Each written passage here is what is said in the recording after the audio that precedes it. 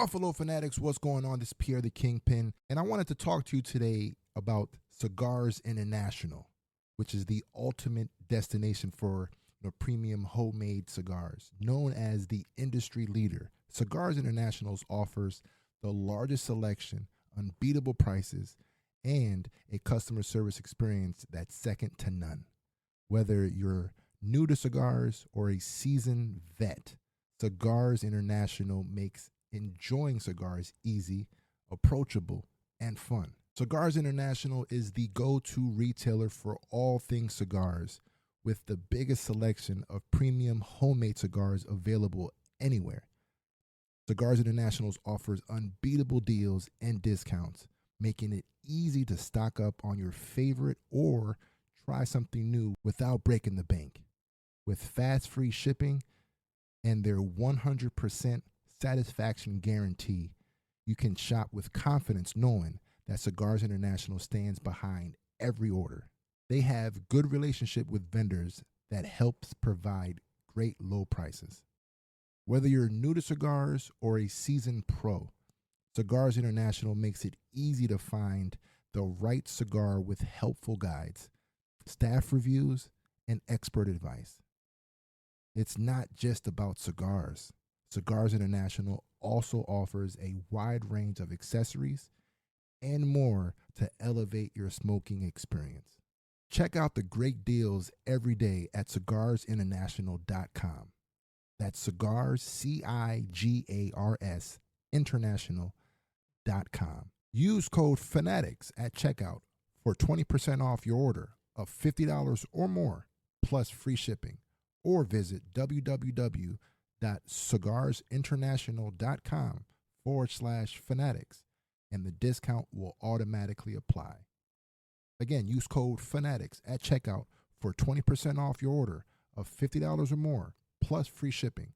Or visit www.cigarsinternational.com/fanatics, and the discount will automatically apply.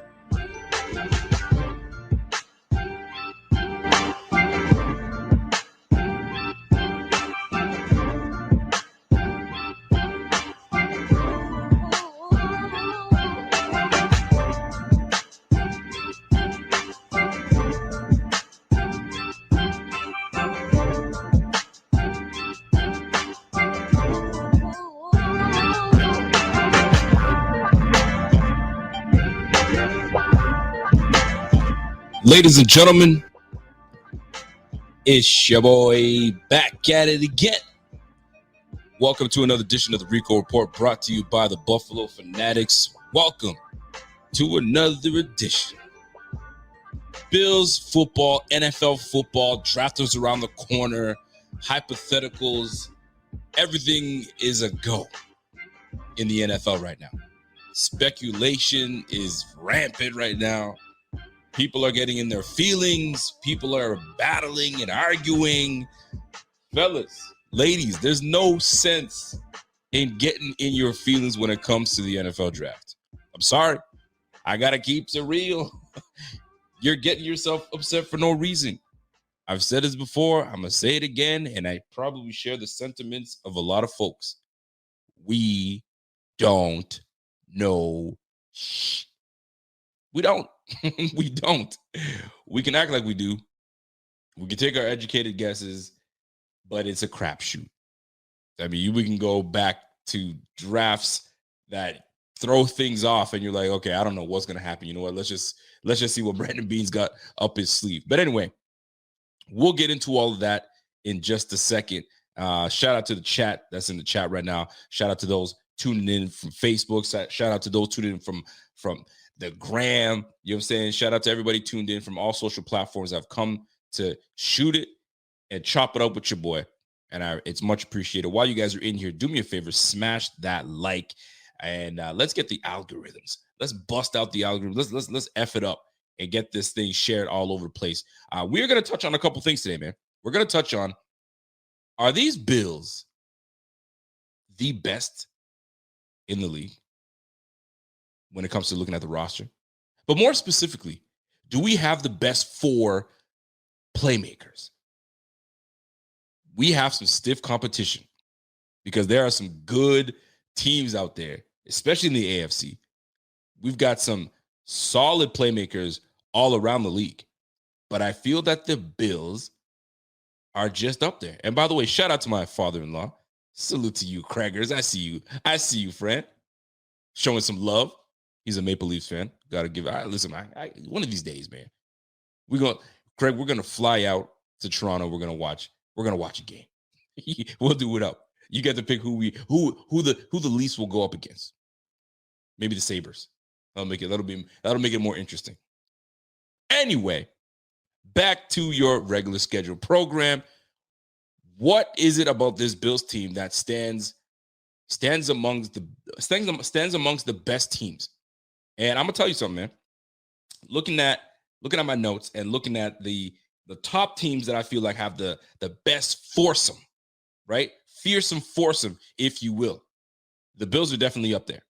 The Bills are 100% definitely up there, but we've got competition.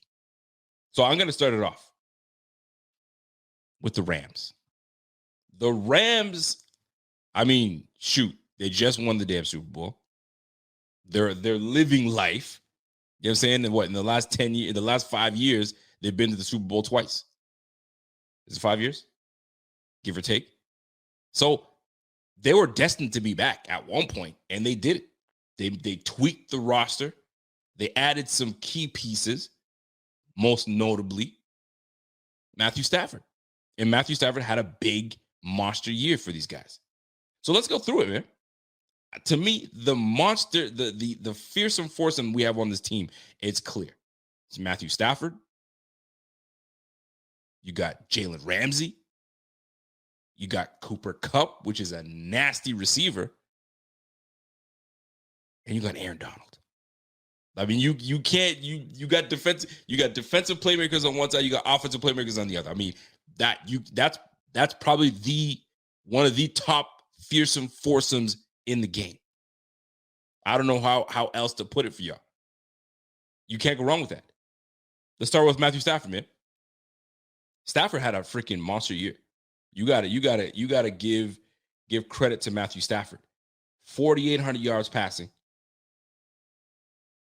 You know what I'm saying? In the league that this is a passing league, I think we all are very clear and we all know that. 4,800 yards passing. He had 41 touchdown passes, threw 17 picks. He had a rating of 102. Good for Stafford, man. I mean, we all knew he could sling the rock. We've always known Matthew Stafford can sling the rock. We've always known Matthew Stafford was a tough son of a bee. I mean, you guys remember that clip where he got absolutely demolished. I don't know who it was, but he got killed, right? Well, most quarterbacks, most humans would say, time out, bring the stretcher because I'm done. My man's went to the sideline. He's wincing. You know what I'm saying? I don't know what they did to him. He got right back in. Leads his team down for a freaking game winner. I believe it was a game winner. Tough son of a bee. Matthew Stafford, that's a star on that team. We've always known it, and he proved it with just that. And you know what? Him and his wife are very good people as well outside of the football field. So shout out to the Rams with Matthew Stafford, but we can't stop there. We can't stop there. Then you got to bring in his boys, right? And most notably, one of the better players in the game, one of the better players on the team, and that's Cooper Kupp. Cooper Kupp had a monster year. You can't even take away from Cooper Kupp. Cooper Kupp had a monster year, and deservedly so, right? What did he have? Like over 18. I'm just going to pull up the stats here. He had over 1,800 receiving yards, to my knowledge. Let me just pull that up so we can see it. Yeah, Cooper Kupp had a nasty year. My goodness. I'm looking at the numbers right now. Holy jumpings. Cooper Kupp, 145 receptions, 1,947 yards, 16 touchdown receptions, and he averaged 13 yards a catch. So he was number one in receiving, number one in receiving yards, number one in touchdowns, and he was what? 13th, he's 33rd when it comes to average yards per catch. But he had a disgusting year. Disgusting year. And folks, he's young, man. I mean, he's young. He's what, 28? And these receivers are playing a lot longer. He's got at least another 5 to 7 years in this game. Good on Cooper Kupp. So you got Matthew Stafford and you got Cooper Kupp. I mean, there's no other way to put it. Like that is a double team that's pretty nasty, man. If you had Cooper Kupp in fantasy, you better pick his ass up again next year. That's for a damn sure. And Matthew Stafford was a sneaky pick this year. So if you had Matthew Stafford, he had a monster year for you. So Cooper Kupp and Matthew Stafford, that's a combination that is nasty. But I can't stop there. Then you have Aaron Donald and you got Jalen Ramsey. We already know Jalen Ramsey's shut down corner. He shuts it down. He's physical, lengthy. It's very difficult to make plays on that man. Very difficult. Can't say it hasn't been done because yours truly, Stephon Diggs, turned them around the last time the Rams played the Bills. Turned them around, made them do the hokey pokey. But I'm gonna tell you this though, Cooper Kupp, my God, he's nasty. He is nasty. You know what I'm saying? Now, I'm gonna go. And so the Rams have a nice foursome team, a fearsome foursome. You've got your Bills, you've got your Cooper Kupp, you got Jalen Ramsey, you got Aaron Donald, and you got Matthew Stafford. I mean, I can't help but look at this team and say, you know what? That's a pretty nasty foursome group. You can't go wrong with that. They got a nice little coaching staff is nice. I mean, don't mind the picks with, you know what I'm saying, Von Miller in there, because that's going to change the game. But you got Jalen Ramsey, you got Aaron Donald there, Cooper Kupp, got a nasty coach. We don't know what they're going to do with OBJ, but chances are he's going to be back. And we didn't have to even put OBJ in there. That's a nasty crew. Now, speaking of nasty crews, I mean, how could I not let you guys know how nasty the Bills are? We have ourselves a nasty crew ourselves. Josh Allen is a top dog. He is what we call, if you guys watch Netflix and you guys are watching Top Boy, he's the top boy. Josh Allen is a top boy. Ain't nobody doing it like Josh Allen's right now. And he is the most popular. He's one of the most popular cats in the game. How could you take away from that? The dude is nice like that. That is Josh Allen. Then you got the newly paid Stephon Diggs. How could you go wrong with that? And Stephon Diggs is a beast in himself. And we already know that. We already know that. Then you got Trey White, all-pro corner Trey White. And then you got a future Hall of Famer, Von Miller. Fellas, could this be the fearsome foursome that most teams should fear? Could this be that fearsome foursome that most teams could fear? You got Josh Allen that had a monster year. You got Stephon Diggs, didn't have the year he had prior, but still had a disgusting with over 100 receptions. Then you got the freshly new uniformed Von Miller. And then you got an all-pro corner in Trey White. Shut down corner Trey White. I mean, what can we say? Josh Allen. Let's start with Josh Allen. 4,400 yards last year. 4,400 yards passing. Had him ranked 8th in the game. 36 touchdown passing. Ranked 7th. 15 interceptions. And he had a QBR of 60, which gave him a top 10. He's ranked 6th in the game. Fellas. And that's only passing. That's the crazy thing. That's only passing.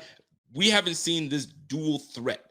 And when I say dual threat, and there's no disrespect to a whole lot of quarterbacks that's been in the game, but a dual threat as big as this boy and as efficient throwing the ball, you literally fear him. You fear two. There's two cats that stand out to me that you fear. That's Lamar Jackson. You fear that man, and you fear Josh Allen. Those two boys are nasty with it. You literally are holding your breath for both. But Josh Allen, boy, as efficient as they come, man, he is a baller. He is a baller, and I don't think there's anybody that can talk any shit. So when you're looking at this fearsome foursome that we have, I can't help but let y'all know that we got some gear dropping right now, and y'all need to represent that ASAP. Josh, Stephon, Tre'Davious, Vaughn, fearsome foursome right here. And when people see you rocking this shirt, they know exactly what time it is. There's no better four right here. Josh, Stephon, Tre'Davious, and Vaughn. I don't want to hear nothing from nobody. Go ahead to the BF fan shop right now and cop your tees. It's going down right now with Stephon Diggs doing the damn thing, Josh Allen doing the damn thing, Tre'Davious White is coming back, and then we top it off with the icing on top with Von Miller. Don't play with us, ladies and gentlemen. Don't play with us. We're not here. We're not here for that, man. These Bills got a nasty foursome, man. We got a nasty foursome. It sounds weird that I say a foursome. We'll call it the fearsome foursome or the big four. The big four. You feel what I'm saying? So to me, watch out. Watch out for these Bills, man. And we didn't even hit the draft yet. And there's ways that we can improve this team, man, that a lot of teams are going to be like, yo, watch out for these damn Bills. And I'm not even trying to be a homer with it, but that's a nasty four right there. But there's some other teams out there that's really doing it. But I got to talk about my squad because that's the team that I cover, right? So then you go to Stephon Diggs. We already know what time it is with Stephon Diggs. It's go time. He's one of the biggest leaders in the game, biggest leaders on our team. He motivates the heck out of these guys. And it's indicative of the deal that he got this year. They trusted that man to come in and do the damn thing. Just this last season, 103 receptions, tied for 9th in the game. 1,225 yards, 8th in the game. He had 10 touchdowns, tied for 6th. And he was getting 11. He was getting 12 yards a catch. Fam. That's our receiver, man. That's receiver one. Receiver one. Now, I understand some people are like, yo, you want to add to that. I mean, shit, we got Gabe Davis on the other side. Now we got to add to that. We got Jamison Crowder on the other side. We can continue to add to that. I know some people are really big on us bringing in a receiver in the draft. Trust me, I wouldn't be mad at it. I would not be mad at it. Do I see other needs? Do I see other wants? I put it as a want. Do I see other wants? Because we don't have many needs on this team. I want something else rather than a receiver, but I would not be mad if they just add to the receiving room. Boy, oh boy, would that be nasty with Stephon Diggs. Anything you add with Stephon Diggs is nasty. But do we have to draft it in the first round? I'm just saying. Because the very guy that I'm talking about right now is Stephon Diggs. Oh, he wasn't a first-round draft pick. He wasn't a second draft. Nor was he a third, nor was he a fourth. That's a 5th-round draft pick right there. A lot of folks talk about, oh, we got to grab a receiver. Do we, though? Do we? We talk about running back being, a dime a dozen. Well, I would make an argument the receiver is a dime a dozen. And I'm probably not the only one that feels that way. But I digress because I just had to get my bag right there. But Stephon Diggs is a nasty, nasty man. And then we have Von Miller on the squad. And that's the icing on the cake because Von Miller was a big difference maker when he was with the Rams. The Rams knew what they were doing. They brought that man in, knowing full well that he was going to tie things together. And that he did. He's got another ring. So I'm going to tell you this, man. You add a Von Miller to this squad, boy, oh boy, it's going to be fun to see what happens. this season, because we're going to be facing a very tough AFC squad. A very tough AFC squad. So we've got to be all in. We've got to be aggressive, and we cannot allow any slippage. We can't. And I love this comment, by the way. Brees Hall incoming. Ooh, we're going to talk about that in just a little bit. Brees Hall has entered the chat. You damn right he has. And he ain't leaving. Ferocious 4. Ooh, I like that, man. And by the way, shout out to Fire Bosses. I love that sweater. I love it too. But yo, Ronald, I appreciate that, man. The Ferocious 4. Shoot. Well, we got ourselves a Ferocious 4. But we have competition. Because there's one Ferocious 4 that I'm kind of shook of this Ferocious 4. I'm not gonna lie. These damn Chargers, yo, is a problem. It is going to be a problem with these freaking Chargers, man. Keenan Allen. That boy is a problem already. You know what I'm saying? Bosa. That boy is going to be a problem already. Listen, man, this is just the defense. This is just the defense. They got J.C. Jackson over there. I didn't even jump onto the offense. The Chargers, ladies and gentlemen, problem.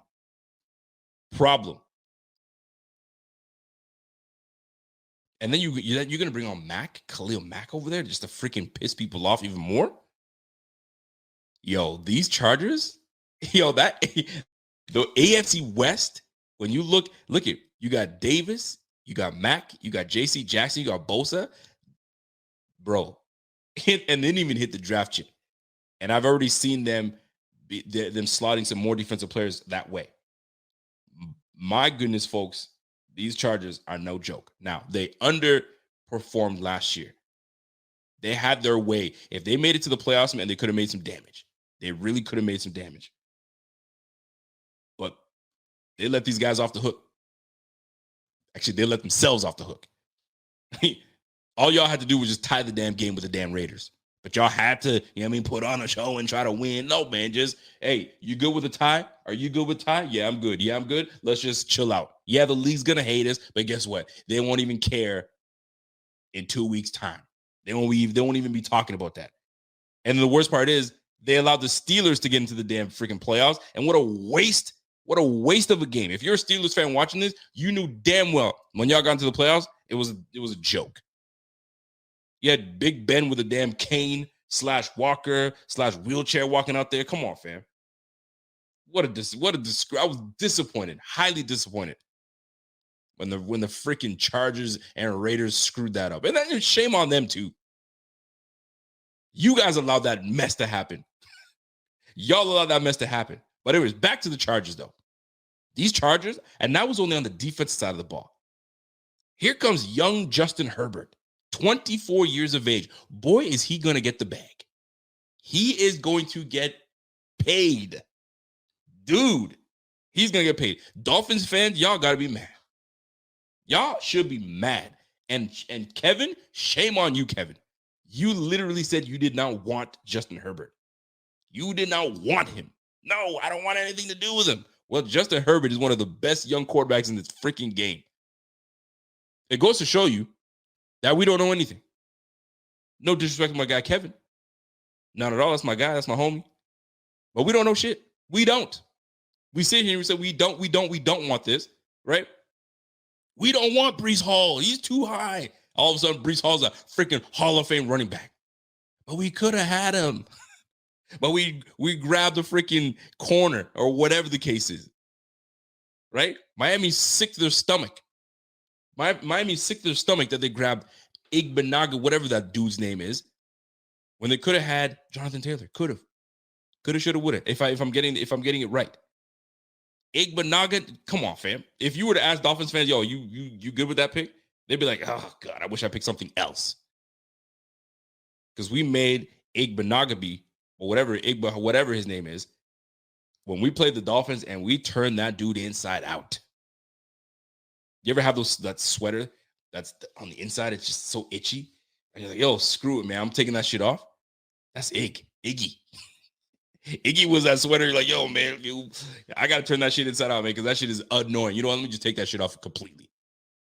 Shame on the Dolphins. Shame on Kevin. Y'all missed out on Justin Herbert. Justin Herbert threw for 5,000 yards last year. 5,000 yards. Fam, 24 years of age. He threw for 5,000 yards. 38 touchdown passes, which gave him third. He was second in the league, I think, behind Tom Brady. I think Tom Brady had like 5,300 yards. So Justin Herbert, 5,000 yards throwing. Third in touchdowns. 15 interceptions. Same with tied with Josh Allen with 15 picks. And he was third in the league with 65.6 QBR. The league is in good hands, folks. So your fearsome foursome, your ferocious foursome, that was just the defensive side that I showed you. So you got Justin Herbert, you got Khalil Mack, you got Keenan Allen, you know what I'm saying? You got Bosa. There's your four right there. And I could go on with the Chargers. I'm shook by the Chargers. I don't care what anybody tells me. Those Chargers are not a joke. Those Chargers are not a joke. But if I'm not a Bills fan and I'm looking at Trey White and I hear Josh Allen's coming to town and I hear Stephon Diggs is coming to town and Von Miller's coming to town, and then you got a young Greg Rousseau on the other side coming to town, Jordan Poyer, Micah Hot. Well, you better stop, man. Yo, I needed that because I can get on and go off and how good the Chargers are gonna be, but shoot, you got the Bills. You got the Bills. Don't sleep. Don't sleep, man. I mean, ain't nobody sleeping on the Bills. You're wide awake. That's the type of shit that will keep you wide awake. I'm gonna tell you that right now. And I'm not even trying to be a homer, man. This is no homer-ism at all. Because when you look around the damn league, when you mention the Bills, you're like, damn, we got the Bills coming to town. All right, yo, everybody get your shit together. Everyone get your shit together. This is not a drill. They coming. That's what it's gonna be like. And I'm not even trying to pump people up. I'm really not. You know what I'm saying? But shit, y'all better recognize, man, these Bills are not to be played with. You don't play with these damn Bills, man. I'm telling you right now. But the Chargers, though, yo, give props to the Chargers, man. That's gonna be a good squad. That is going to be a good squad for a long time. Heather Hathaway's feeling that. Heather Hathaway's feeling that. Fireball says, you pump me up, Rico. I ain't trying to pump y'all up, man. I'm just speaking facts, man. I'm just speaking facts. I'm speaking the truth. Buffalo Butter says, yo, teams know they will have to play a closer, perfect game to beat us, man. Yo, like, I'm just telling you, man, these Bills are not I'm looking at this team, objectively looking at this team, and I'm like, yo, this is actually a good squad. And if we add the right pieces to this team, because right now, be real. If we're being real with one another, I tell you, yo, Josh Allen, you're going, Stephon Diggs. Shit, you getting hot right now. Yo, where's my book at, right? I say Von Miller, Trey White, Jordan Poyer, Devin Sigel. But I say Stephon Diggs, Breece Hall. Oh, shit. You feel me? Roger McCreary. Whoa, what's happening? Yo, slow down, fam. I'm telling you right now, man, this team could be fire. You know what I'm saying? It could be, I'm telling you right now, we're just going to wait for our dude. You know what I'm saying? We're going to wait for our dude, Mr. Bean, to handle business. I forgot to say, Gabe Davis. Yo, I'm getting hot right now. Yo, for real. Dawson Knox. Oh, shit. Yo, fam, that's a fire team, man. That's a fire team, man. I'm getting excited right now. I wasn't trying to get myself excited, but I'm getting excited right now. I'm getting excited for real. But we got competition. Because that Chargers team is legit. Justin Herbert ain't no freaking joke. Keenan Allen ain't no damn joke. Amy Wagner. Yo, Amy hilarious. Amy's like, yo, Rico preaching, man. Where's Rev at? I love the enthusiasm. Thank you, Rico. Hey, man, you guys already know how I do. But for real though, this ain't no freaking joke, man. Y'all freaking better recognize. I didn't even mention Milano. I didn't even mention Milano because a lot of regular fans may not know who Milano is. They may not. I'm just saying he's not a big, huge name out there, but he will be. He will be. I'm gonna tell you that right now. I didn't even mention Tremaine Edmonds because it's such a controversy to mention Tremaine Edmonds because you got people that are really high on Tremaine Edmonds and you have people that are like, yo, get rid of this guy. I'm in the middle. I mess with him. Now, Chargers are nice. I can't stop there though. I can't stop there because now you got the Bengals. And if you're really looking at the NFL and you're looking at teams that are up and coming, teams that are kind of sexy right now, listen, man, these Bengals, I can't believe I'm even saying this, but the Bengals, who they? I'm telling you right now, man, in the words of my in the words of my friend, my good buddy Z-Bot, Hootie. Who the heck is Hootie? He didn't know they were talking about who they. Hootie and the Blowfish. Who? What?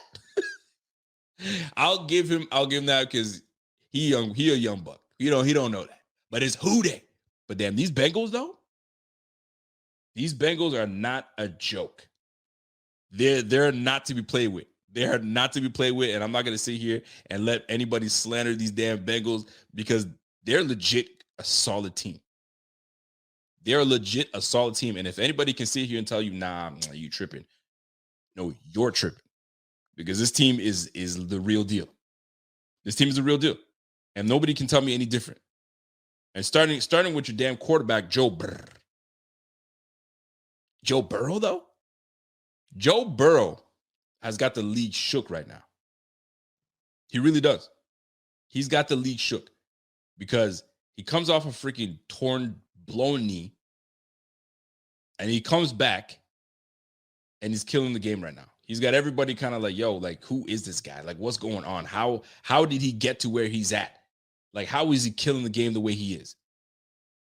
It's a good story. I wouldn't call it a sense. You can't sleep on the Bengals. Thank you, Bobby Ray. You cannot sleep on Cincy anymore. Cincy is that AFC North is already a gauntlet of a freaking division, number one. And you sitting here going to sleep on them? You cannot. Folks, I'm going to tell you right now, that's not a team you want to play with. You can't. And it starts with Joe Burrow. Joe Burrow, 4,600 yards passing. 34 touchdown passes, 14 interceptions, and had a rating of 108. They got a run game, folks.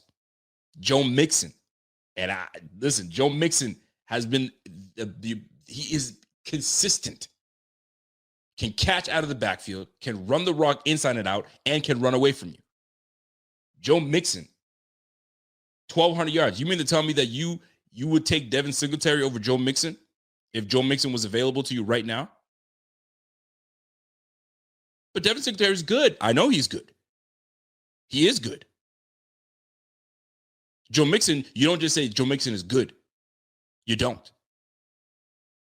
You see the difference now? Somebody said Joe Mixon's got a hell of a punch. Stop that. Stop that nonsense. You catch what I'm saying? I'm going to slowly I'm going to try to rope you guys back in. You know what I'm saying? I'm taking the running back position. I'm just saying, I'm trying to put some respect on the running back position. Y'all don't want to respect. You guys don't want to put respect on it. Well, guess what? Your boy's going to put respect on that damn thing, right? Joe Mixon, 1,200 yards, 4 yards a pop, 13 rushing touchdowns, for crying out loud. Jeez. And I didn't even get into his receptions. This guy was what? 5th on the list? He's 5th on his team with on the receptions. He had 314 yards receiving. And he added what? Another what? How many touchdowns? He had another 3 touchdowns on the ground, in the air. Fellas, don't sleep on the running back game, man. That's one thing that we are, I wouldn't say missing per se. It's not missing, but we definitely need to upgrade to make this team nastier than it is right now because these Bengals are a good squad. And I didn't even get into the litany of receivers they have.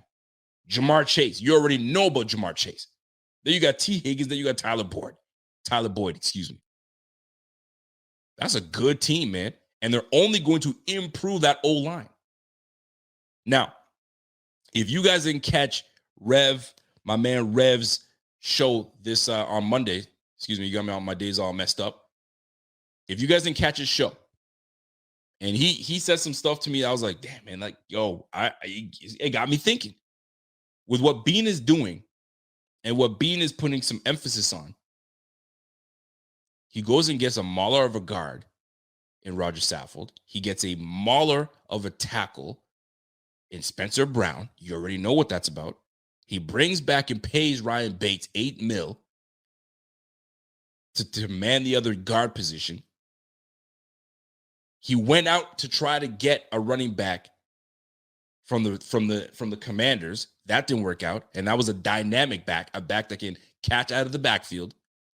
They were pissed that didn't happen, so they go and get Duke Johnson. Duke Johnson's not what they wanted, but they had to fill the role. They tried to get that speed and catching out of the ability last year. That didn't work out. Who knows what's happening with Zach Moss? You know they're going for a running back, folks. Stop trying to act like they're not going for one. Like, it's right there in front of you. Then there was rumors that they were even trying to get CMC. Now, I don't know how true those rumors are, but it was out there that they were looking at CMC. Even last year, right? Najee Harris, they were snooping around Najee Harris. They were snooping around Travis Etienne. And you're going to tell me, nah, man, we got to wait till the fourth round. Grab a running back. Wait till the fourth round. Stop it. Stop that nonsense right now. Who the heck is mentioning Bobby Hart in the chat? Y'all better stop. But I'm going to just say this, man. These Bengals are no joke. And I mean, I went on a tangent there. But just to tell you that they value the running back position over there. They value, obviously, the receiving position because they got Jamar Chase, T. Higgins, Tyler Boyd. They value that team. They value that thing. And I didn't even go on the defensive side of the ball.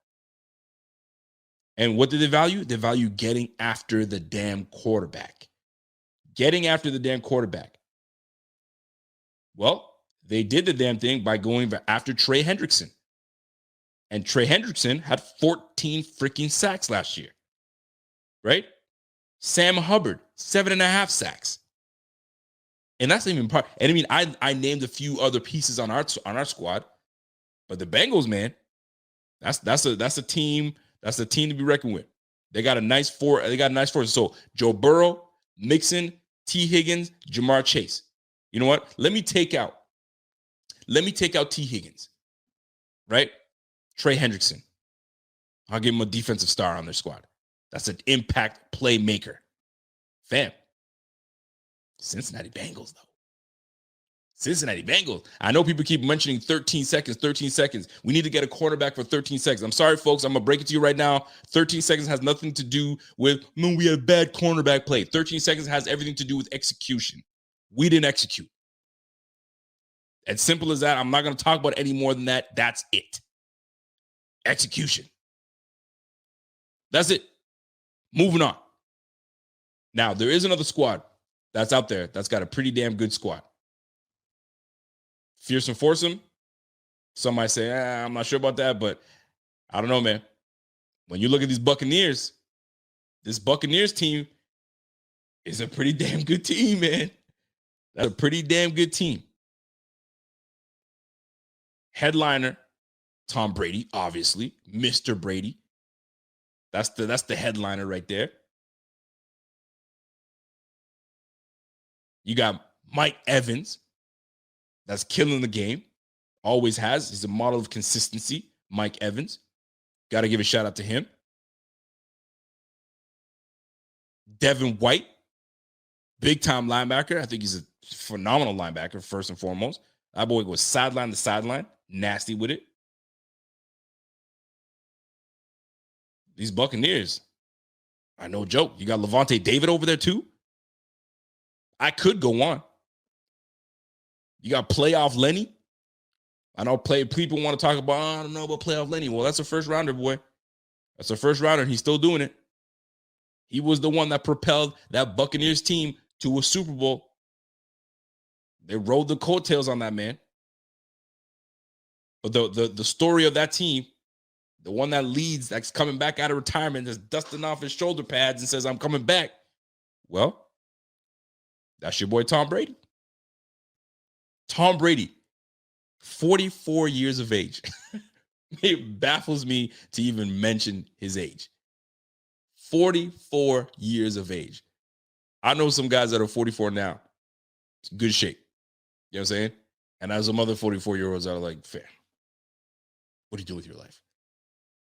And then you look at this freaking guy. Invest like $1 million into his health and fitness and all that stuff. You got to give him credit. Tom Brady is that dude. And I hate to admit it, but his social media game is nasty too. That boy has me rolling and laughing all the time with the stuff that he posts. I'm like, fuck, man, I don't want to like you, man, but I do. I've liked him ever since he left Patriots. I'm a fan. I'm a fan of that guy. The minute he put a Patriots jersey on, forget about it. Gilmore went to the Patriots. Don't want him. Mike Gillislee, when he left to go to the Patriots, good riddance. You're not my boy anymore. When 7-Eleven went over there, you're out of here. I don't got no love for you. The minute you put a freaking Patriots jersey on, yo, you and I are no more.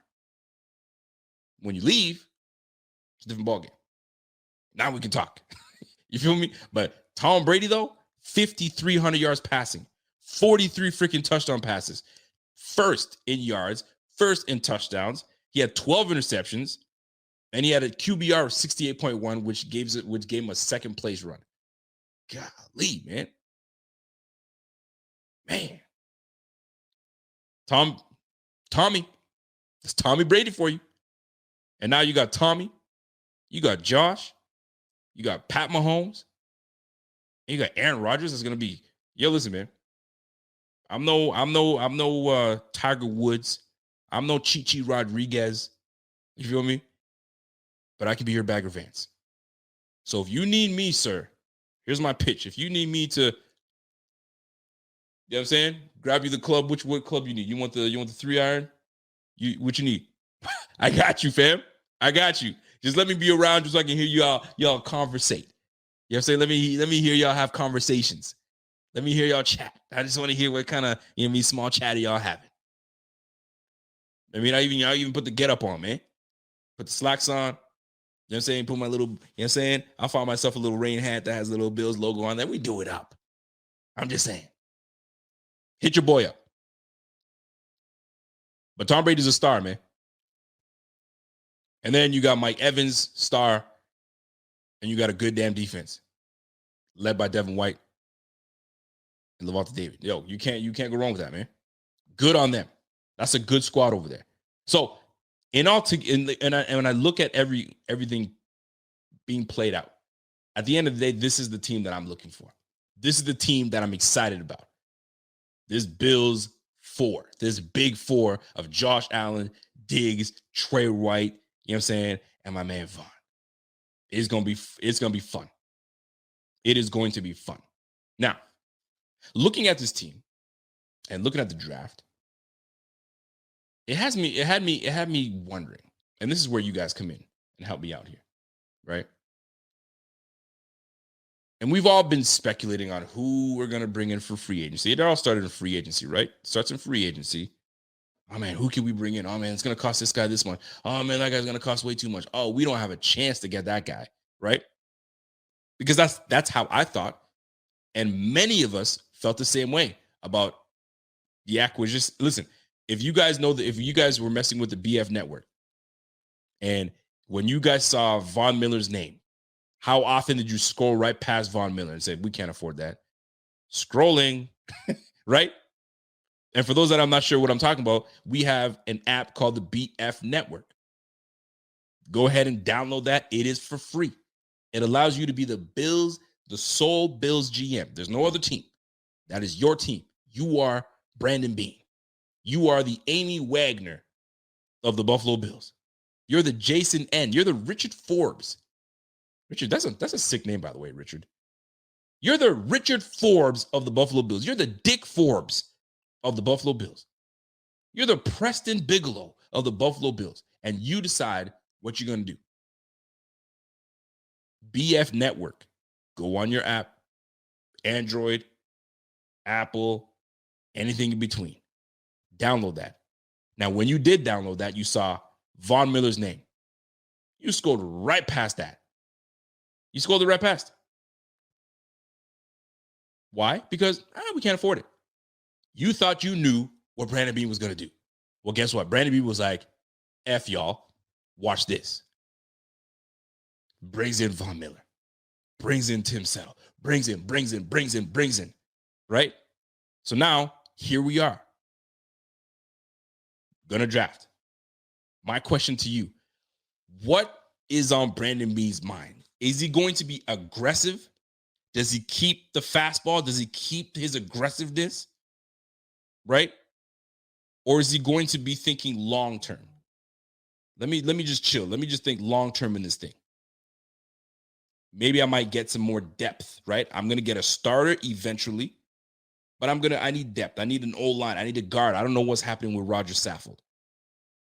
And right, and this what brings me back to my man Rev, because Rev was talking about protecting Josh Allen.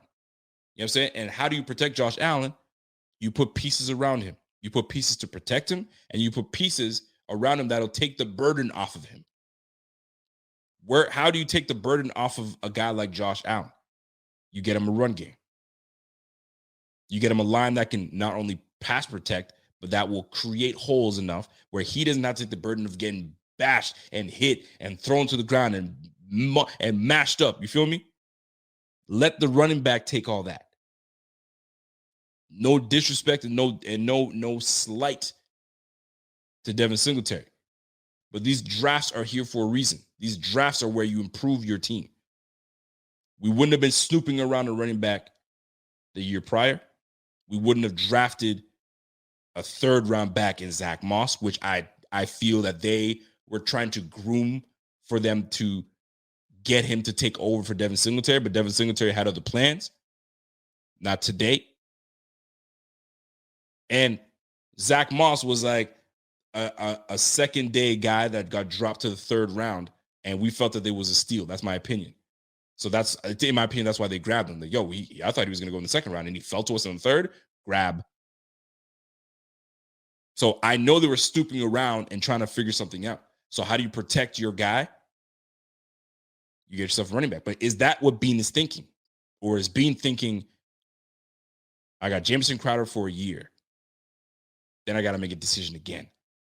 Why don't I just get my receiver right in the first round and just call it a day? So is he going to keep that fastball going? Is it going to be an offensive playmaking piece? So here's my thing. With him grabbing a guy like Roger Saffold, with him bringing Ryan Bates back and shoring up that line, and you saw what was capable of happening with Devin Singletary, imagine putting a more explosive back in the backfield in order to exploit what Devin Singletary can't do, right? No slide on Devin Singletary, but he doesn't have that long speed to break away 60 to 80 and go. When you bring him back that can, with a line like this that we're going to put on the field, it only makes sense for Beane to be looking that direction. Whether it be in the first or the second, who knows? But I can't see Beane being passive in the draft. I feel like he's going to keep his foot on the pedal and just go. Like, this is my window. I need to get it now. That's the one way I'm looking at it. Then I'm like, okay, hold on a second. Let me back it up a little bit. Maybe his aggressiveness was done in free agency. I went hard in free agency. I went and got my starting pieces. I went and got my depth pieces on the line. We know how to affect these quarterbacks, and that's getting a good pass rush, right? Plug the middle up. Get after the quarterback. Bring him back free agent guys. Like, we did that with the defensive line. So maybe in this draft, he's more like, okay, now I can draft for long term. Maybe I don't need to get that one hit quick type of cat. Maybe I can kind of get myself a nice guard a Zion Johnson or a Kenyon Green. Who knows in the first? I'm not saying he will. I'm just saying that could be a way he's thinking. Maybe he goes corner. I got Trey White. I love Dane Jackson. So maybe I'll get myself in a corner and just call it a day because we don't know what Trey White is going to look like coming back from a torn ACL. Not everybody comes back like Adrian Peterson. Not everybody does. They may not be the same person, especially with a cornerback position where you're constantly in backpedal mode. You're constantly backpedaling and putting strain on your knees and your ankles, right? Shuffle, shuffle, shuffle. The minute you want to break on something, you need to plant and go. You saw what happened to Ojabo. I think it's Ojabo. Is that his name? The defensive lineman, slated to be probably your first rounder. I mean, top 15 pick potentially. Backpedal, blows out his Achilles just like that. Happens, right? So will we have Trey White back to the same? Do we attack cornerback just to say, you know what, I don't know what this is going to be like, so we go, or are they waiting to see what Trey White is like in a you know what I'm saying, in a couple, I don't know, maybe they know now. Okay, Doc, where is he at right now? Is he looking good to start the case? He's going to be off 6 weeks. Is he ready to go maybe week 1? Is he ahead of schedule? Okay, cool. So now I don't got to draft a cornerback right off the bat. Who knows? I'm just curious to see where McDermott is going because right now nobody knows where he's going. Right? Is he looking at the linebacker spot? Yo, damn all that. I got Milano. I paid Milano already. Milano's making good money. Am I willing to pay Tremaine Edmonds having 2 linebackers making 14 mil? Can I do that? Or why don't I just go in the draft and get myself a linebacker in the first round? Maybe Devin Lloyd falls to us at 25. That would be sick if it did. You can make a case for a lot of things. Where is Brandon Beane going with this? What's he going to do? That's a whole lot of us asking these questions, man. And this cat, there's not a lot that leaks. He don't let shit leak. I bet you his production meetings, he's like, hey, one of you mother in here drops a single nugget without me knowing, you're done. You're done. Now, there's a lot of gamesmanship that happens.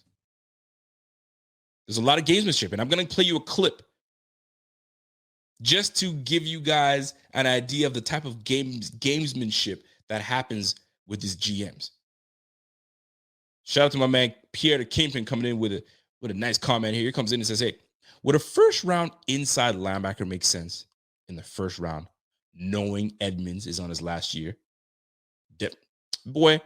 Devin Lloyd is as instinctual as they come. Something to consider. Or should we figure out how to extend Edmonds? Well, I kind of spoke on that. And it's funny that you freaking put that. So that pretty much, I mean, the question really is, are you willing to pay him and extend him, having 2 linebackers that you're just not quite sure? Do you pay someone that you're not quite sure about? Do you go and purchase something that you're just not quite sure? I'm going to go buy a car. But what kind of car? I don't know, but I'm buying one. Okay. What do you want in it? I'm not quite sure. Maybe you should do some more research. Just a little bit before you go and make that big old purchase. I'm going to buy a house. I'm done renting. Fine. Great. What kind of house do you want? You trying to get a condo? I don't know. I don't know yet. I'm not sure. 2-bedroom, 3-bedroom? More questions, right? So if you're willing to spend money on a guy like Tremaine Edmonds, you better be sure. You better be sure that he's that dude. Because that's a lot of money invested into one person. So that will be a position to watch 1,000%. Here comes Bobby Ray. Devin Lloyd is too slow to play here. But here's the thing. Here's why I contest that. Sometimes you ain't got to be fast. If you're instinctual, Ray Lewis wasn't fast. You think Ray Lewis was sideline to sideline? Nah, man. He knew what was happening. Instincts. He knew he was in the books. He knew what was happening. He was where he needed to be because he was instinctual. You didn't have to be fast. Be where you need to be. Be nasty. So do you need the speed? No. Darren Lee had a lot of speed. Where's he at? Is he still in the league right now? I didn't think so. So it's not just about the speed too, right?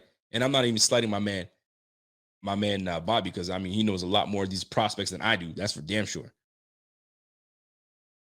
But that's just my take when it comes to that.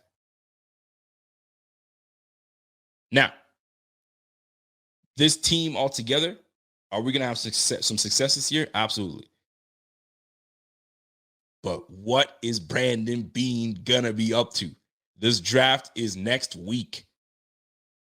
Boy, are we. I mean, I'm excited, and I'm sure you guys are excited as well. Barbary says, yo, we only have 2 line Bs, though. I mean, shoot. We got some depth pieces, but I mean, are we really about that depth piece? Tyrell Dotson did come in favorable. I mean, he wasn't a bad back. You know what I'm saying? AJ Klein was on the squad, wasn't a bad back. There you go. Namdi. AJ Klein came in and was admirable. He did some good things. So there were some good things done. We're just gonna see where we're gonna play out, because this number 1 draft pick is crucial. And the crucial part is, and I think I've got to remind some folks, we're not a top 5 pick, we're not a top 10 pick, we're not a top 15 pick. Hell, we're not even a top 20 pick. We're picking at 25, folks. 25. So a lot of folks are talking about, well, we shouldn't grab this position here because, you know what I mean, we can get that position. We're picking 25th. So we are a team that's got the luxury of having success. So because we have a good team, and luckily we have a franchise quarterback in that position, you can pretty much go anywhere. You don't have a glaring need. As if to say, if you were the Jets have way bigger and may larger glaring needs than we do, right? The Jacksonville Jaguars, the New York Giants, right? Those teams got bigger needs than we do. Look at Seattle right now. Seattle's got some big needs, man. We're fortunately not in that position. We are in the position where we can add to our team, tweak here and there. That's the position that we're in right now. You know what I'm saying? Rico, is the draft on Thursday? Yeah, the draft is on next Thursday, which is weird because I was expecting it to be on a Friday. I was going to try to get myself a long weekend. So I had to call them and be like, yo, I need to have that Thursday off, folks. But I'll be back on Friday. I was like, what?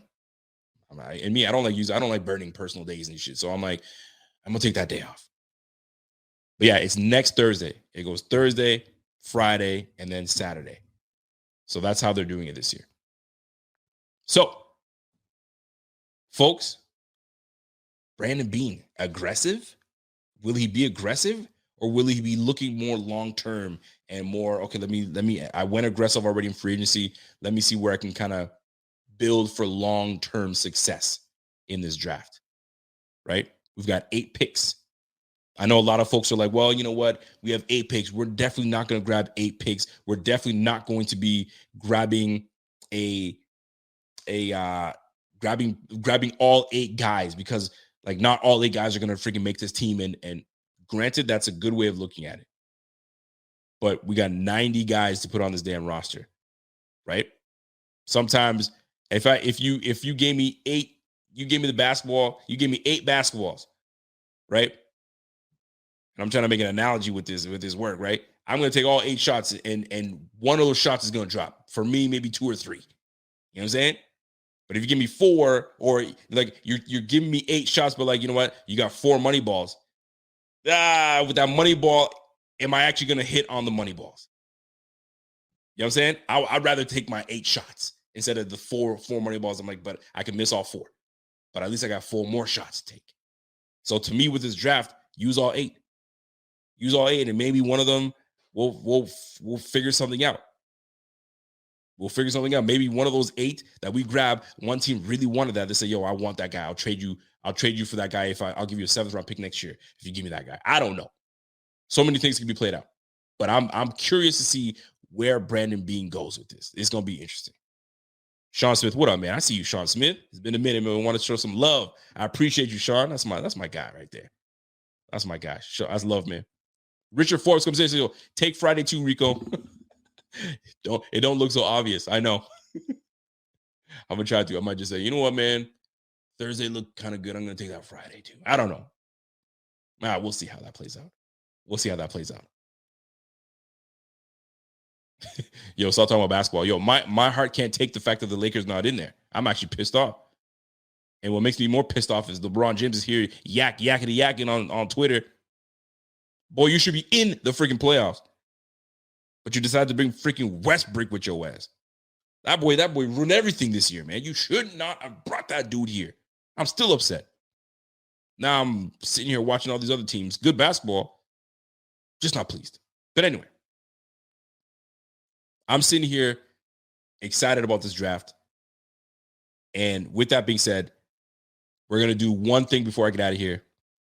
I've been talking for good, perfect. I wanted to just do an hour and get out of here. So we're going to go on mock draft. But this mock draft, I'm purposely going to take Breece Hall in the first, right? But there's a reason, and we're about to talk about it. Give me a second here. Let me queue up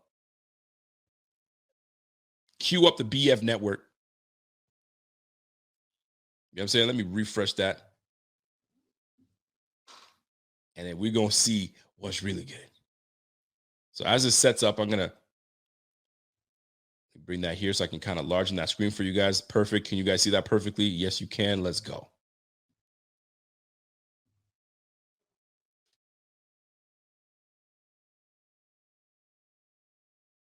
Here we go. Let's start this bad boy up. Now, I've done mock drafts with all the simulators, man. And let me tell you something, man. Every simulator is like completely off. Every simulator is completely off, man. Guys that are available all the time in one is never available in another. So I was like, okay, so it's instead of just using one simulator, I'm like, let me just try them all and see how they play out. So it's very interesting. So just for the sake, because I know I can get Breece Hall in a second. I know I can.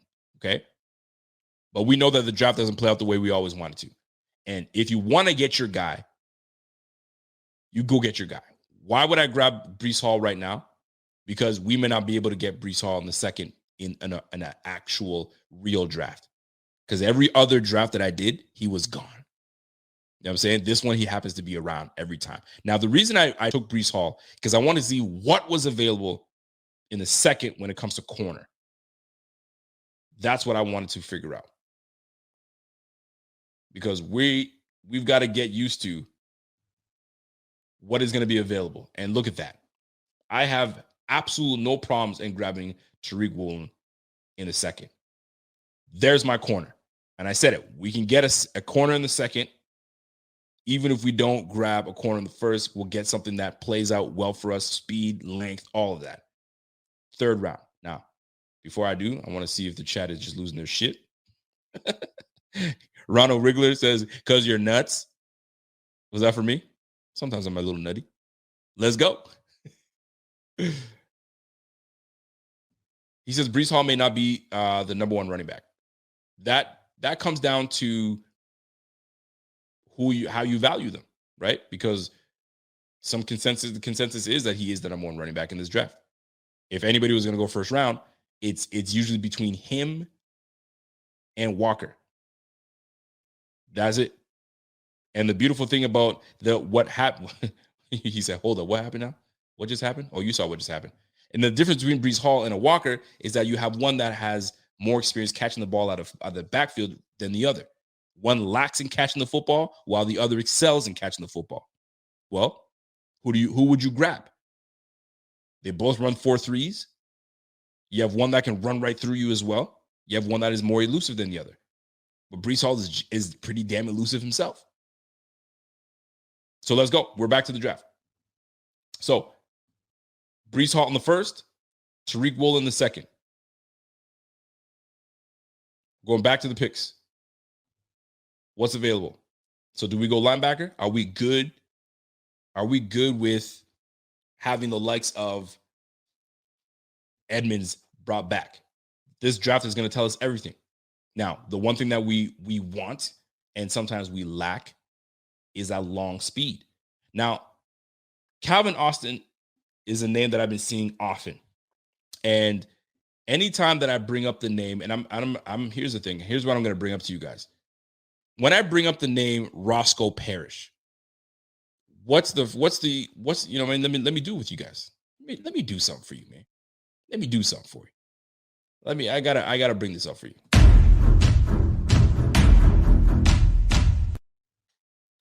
So when I bring up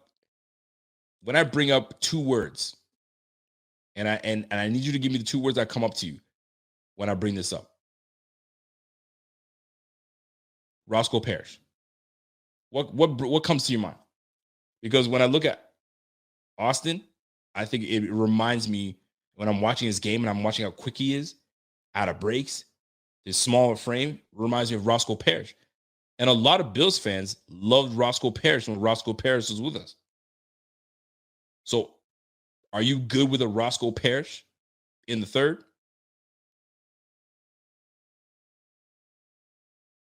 And that's what I'm looking for, right? Namdi says, yo, fast and was destroyed. The Miami game he got absolutely destroyed. Good punt returner, speed, you know what I'm saying? In and out of breaks, is quick, can yak it. So Roscoe Parrish could be that dude. Could it be Austin? Who knows? So I'm looking at the receiver position, and I know that our guy Bean wants to get some speed. He wants speed in that position. Well, Calvin Austin definitely clicks that he checks that box, if you will. Do we wait to go with Taekwon? That gives you full speed. But for this assignment, I'm gonna go with Calvin. Now here we are. Our picks looking right now. Breece Hall, we keep the fastball going with Breece Hall, and we bring speed at the receiver position in Calvin Austin. And we attack the cornerback position with Tariq Woolen. If Brandon Beane came out with a draft like this, I'm like, all right. I'm not mad at it. I ain't mad at it. But I'm just saying. So now let's go back to the players, see what's available. So now I'm looking at this whole squad right now. Let me go to my top 50. So now potentially we need a linebacker. So let's go to the linebacker position. What is available in the fourth?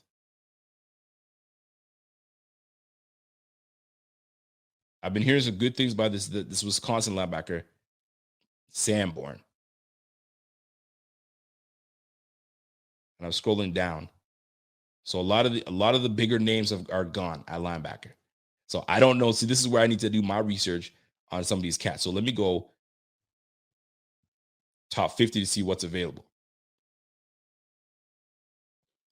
You got Alontae Taylor. We can double dip back in cornerback spot. You got Taylor Britt. We can bring Taylor Britt back. We can go on the line and go for edge. We can go safety with Nick Cross. And you know what? I'm not mad at that right pick. Actually, let me see what y'all think. You go safety with Nick Cross or what? Somebody says, so we throwing Stevenson away? I mean, Stevenson really didn't show us anything. Did he show you something? And don't act like he did. Do not sit there and act like he showed you something. We just throwing him away. He's competing is what he's doing. Yeah, I mean, nothing's given. My man Bobby said, yo, Stevenson is a wrench. I don't know what that means, but I don't think it sounds good. It definitely doesn't sound good. Nick Cross to me is good value. I agree. So to me, I'm grabbing Nick Cross, safety, out of Maryland. Boom. So now, for some reason, now we're looking at the fifth pick right now. And I don't know about y'all, but I've been seeing a lot of people. I'm going to see if I can find this in particular player. And maybe this player is gone already. And I gotta go back. And I can't believe I'm seeing this. Let me go to the pick history. Because I've been seeing this punter chosen early. This Matt Azaria. There's no way somebody picked him in the fourth round. There can't be. There's freaking no way. If somebody picked this guy in the 4th round, that's bananas to me. Nah, there's no way. I don't think I saw it. So he's probably still available somewhere. But my goodness, when I keep seeing that the puncher got picked in the 4th, I'm like, what? Are we really doing that? So he's still available somewhere. So here we are. 5th pick. Inside, an interior lineman would be nice. Donovan West, I've been seeing a lot of good things about Donovan West. Lycidas Smith, I've been seeing some good things about, and this Cameron Jurgens guy, I've been seeing some good things. So let's go with this Jurgens cat from Nebraska. Them country folks are usually big boys out there. I'm gonna sit there and pick that. So I'm gonna leave it at that for now. I mean, most people would sit there and pick the punter, but I don't see the punter. There's Jake Carmada. And as far as it goes, I mean, Matt, you can pick Matt Azar somewhere, but hey, I ain't going front right now. So right now, here's my picks. The first 5 picks: Breece Hall, Tariq Woolen, Calvin Austin, Nick Cross, Cam Jurgens. Right? Your 5th rounders are usually guys that are depth and fighting for a spot and seeing what you can do with that. We'll see how that plays out. But I'm gonna keep it at that. To me, that's not a bad draft. That's not a bad draft. I mean, if you want to see, Bobby just asked what's available at tight end. Let's go right back to it. What is available at tight end? I would have liked to grab Jelani Woods, but he wasn't available. So tight end, we got James Mitchell, Derek Deese, Austin Allen, Chase Allen. Here's where you guys come in the chat because I am not familiar with these tight ends. So for those that are familiar with these tight ends, speak up right now. Somebody said Stonehouse. I'm not sure who Stonehouse is. Ronald Wriggler. Stonehouse. Oh, Stout. You talking about Stout, the punter. Stout the punter. We'll see how that plays out. But yeah, this is what we're looking at in terms of tight end. These are your choices. So if you see someone that you're like, yo, have you heard of this guy? Yo, he'd be nice on this squad. Well, let me know. Let me know. Let's go to defensive. Let's go to the top 50. Top 50 right now. You got Thomas Booker as your top rated defensive line. Sincere McCormick. We don't need running back anymore. We good. Malcolm Rodriguez as a linebacker. We don't need any quarterback. We got ourselves an old offensive line. We probably could double dip in there. I wouldn't mind double dipping back in at cornerback. But here's where we are. So right now, I don't know enough for me. I'll be just choosing first. The next best player available. There's Jake Carmada again. Let me just grab a punter just cause right now. Obviously I wouldn't grab him here, but just for the sake of I got myself a punter in the 6th freaking round. So here we are. So I'm gonna stop it right there. So there's our picks for now. What we grab: Jake Carmada in the 6th. Cam Jurgens, Nick Cross, Calvin Austin with some speed, Tariq Woolen with some speed and some size, and then you got Breece Hall as your bell cow back. Let's go. I feel good about that. I feel good. I'm not mad at it. So we'll see how this plays out. Like I said, we don't know shit. So this might be the very move that Brandon Beane does. And we sitting here like, yo, we remember that when Rico did. But it could be completely freaking off. We'll just never know. We will just never know. Now, before I get out of here, I'm going to try to find this clip for y'all about the gamesmanship and how this game is just such an interesting game because guys come in and sometimes, and forgive me, I got to try to find the right clip, but like this is the week. This week and next week, we're going to start to see a lot of information come out, right? Whether true or not true. They might just say the Bills are very interested in Breece Hall. It might be bullshit. They might not even be close to interested in that. But we try to make other teams feel that we are interested in that, so we make them jump. Or they might even ask us, hey, or ask a team that's interested in to leapfrog us, right? And it allows us to kind of do some things that we really wanted to do, right? So let me just find this clip for y'all and see if I can play it for you guys. Forgive me while I try to find the right one. Understand, in the top 10, if you're drafting in the top 10, you're coming away, you would like to come away with a day one starter, a guy who's going to make an impact.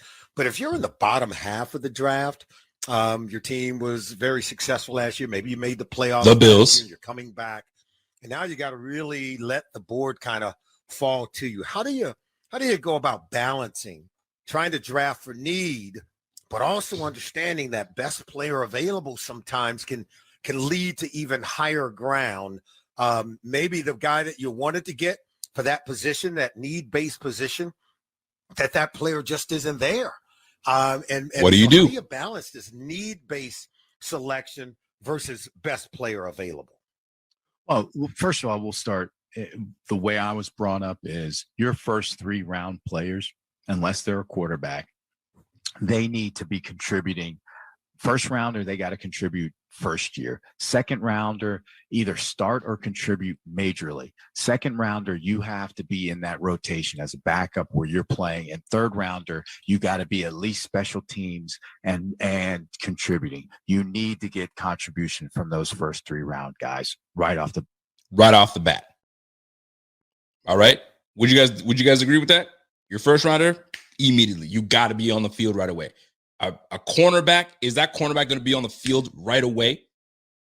Does that mean you just I wouldn't say throw away, but do you just dismiss Dane Jackson and throw in that corner right away? Now, we're in the business of winning, so it is what it is, but I really think they like Dane Jackson. That's just my opinion, right? So what other positions are out there? Receiver, contributing right away? Is you're just going to put him over Gabe Davis? You're going to put him over Jamison Crowder right away? Stephon Diggs? No, not right away. It's not going to happen, at least in my opinion. Right? Tight end. Dawson Knox has entrenched himself as the number one tight end on the team. You're not drafting a tight end in the first round, right? Guard, you just brought in Saffold. You got Ryan Bates. You just paid Ryan Bates a lot of money. You draft a guard. That guard's probably most likely going to be sitting. So on the offensive side of the ball, the one position that you can draft in the first round would be RB that could contribute right away. And then second and third goes on, right? But that's not the clip I wanted to play off. That was an interesting clip. To the Monday morning edition of the Opening Drive on Sirius XM NFL Radio. Want to know your thoughts about prospective players to be taken in the 2022 draft, and what is it like when they're visiting another team? I remember when the Cincinnati Bengals had a player that came in, Patrick Willis. Remember when he came out of Ole Miss? He ended up being taken by the 49ers. The Bengals wanted to get to know him. They were looking for an inside linebacker. I remember Marvin Lewis was the head coach at the time. And I remember, I went to dinner. I was at the dinner when he was brought in. And, man, getting to know him was just wonderful. I was like, if you guys could get this player, he's a game changer. And then I remember Marvin said, he won't be around when we come on the clock. There's no way. Then he goes to San Francisco, has a great career. He's one of the players that I don't know if we remember just how good he was, because he played for maybe a short period of time. Then he just walked away from the game. So they're talking about Patrick Willis, right? And certain teams are looking at this player, and you're like, we're not going to get that guy. And sometimes you got to get the guy that you want, right? And sometimes you're a team that's not in the position to grab that guy, right?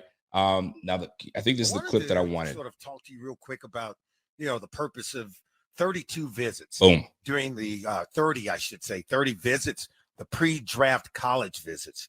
What is to be gained from these visits by the team? And in what way can the player grow from that process? So I found this very interesting.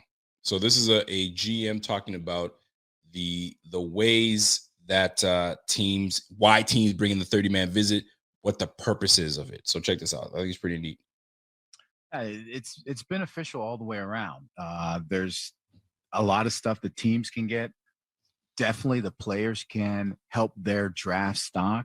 And there's also some disinformation you can put out there. So in our experience and when I was with Pittsburgh and with Buffalo, you would bring out of the 30, you would probably bring 10 to 12 of your top rated guys in for more information.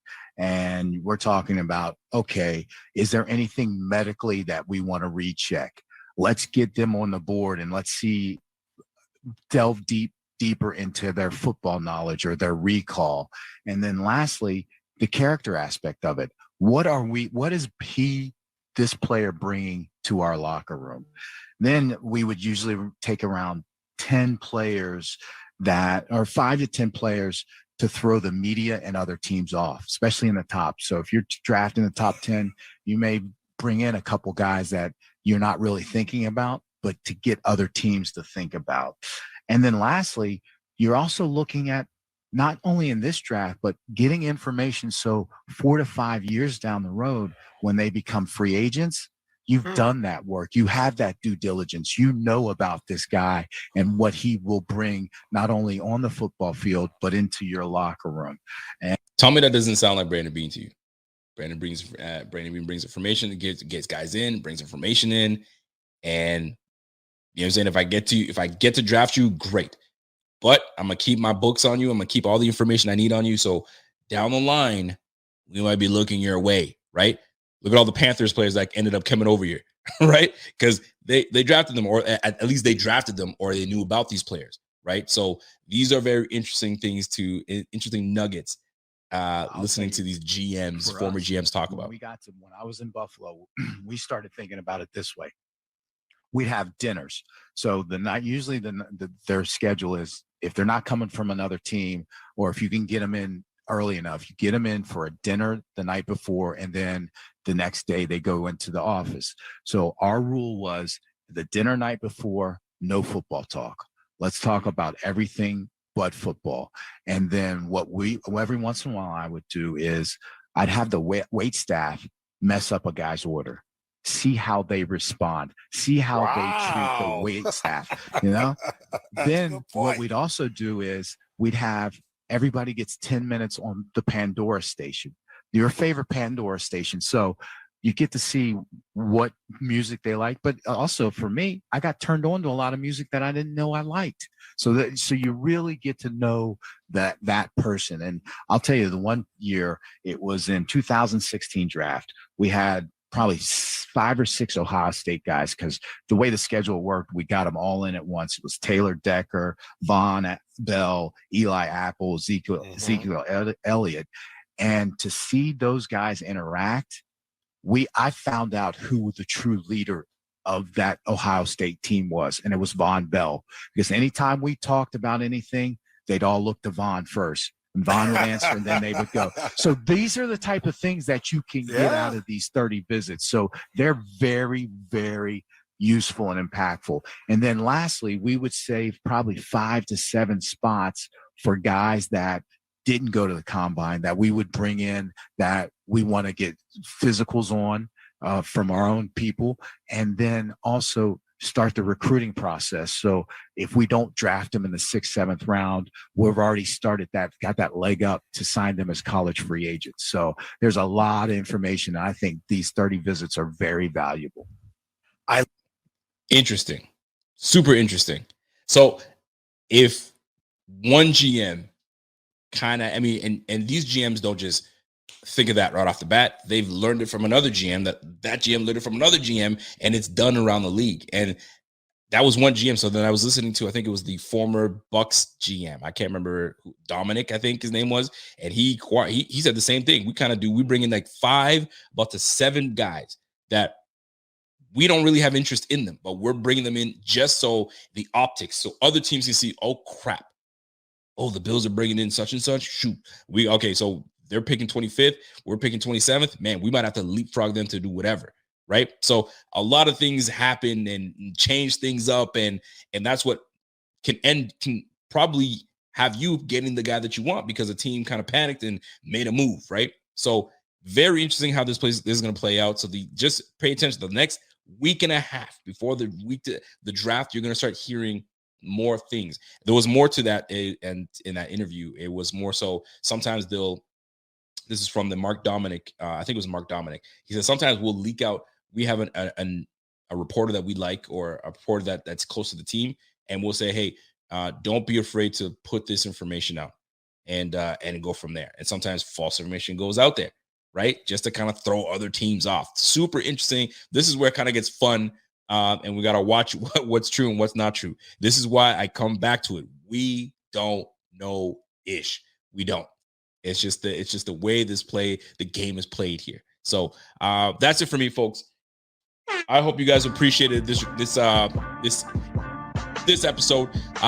We're gonna come back on Friday, and on Friday the show is about the top AFC teams that are going to pose a problem for these Bills, because this is gonna be a gauntlet.